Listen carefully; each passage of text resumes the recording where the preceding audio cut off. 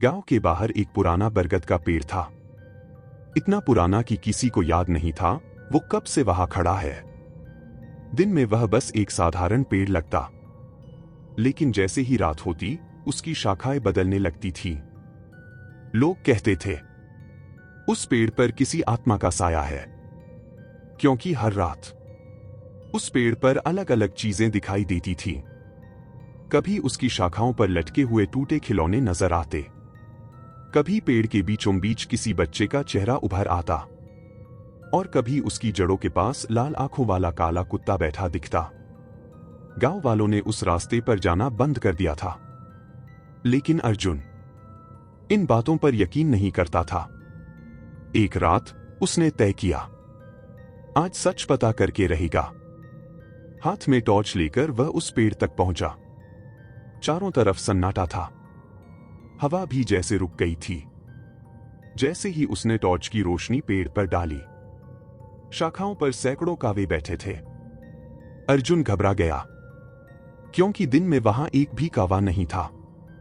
अचानक सारे कावे एक साथ उड़ गए, और जहां वो बैठे थे वहां अब छोटे छोटे बच्चों के हाथ लटक रहे थे।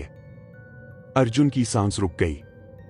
उसने पीछे हटना चाहा, तभी उसके पीछे किसी के कदमों की आवाज आई। वह मुड़ा, लेकिन वहां कोई नहीं था। फिर सामने देखा तो पेड़ की जड़ें हिल रही थीं। धीरे धीरे मिट्टी फटने लगी, और उसमें से एक बकरी निकली। लेकिन वो साधारण बकरी नहीं थी। उसके मुंह में इंसानी दांत थे, और आंखें पूरी सफेद। बकरी उसे घूरने लगी, फिर इंसानी आवाज में बोली, तू देर से आया। अर्जुन चीख पड़ा और भागने लगा, लेकिन रास्ता खत्म हो चुका था। जहां सड़क थी वहां अब सिर्फ जंगल था। हर पेड़ उसी बरगद जैसा दिख रहा था, हर शाखा पर अलग चेहरा, हर जड़ के पास अलग जानवर। कहीं बिल्ली के सिर वाला सांप, कहीं बिना आंखों का उल्लू, कहीं खून से भीगा हुआ बंदर। अर्जुन दौड़ता रहा, दौड़ता रहा।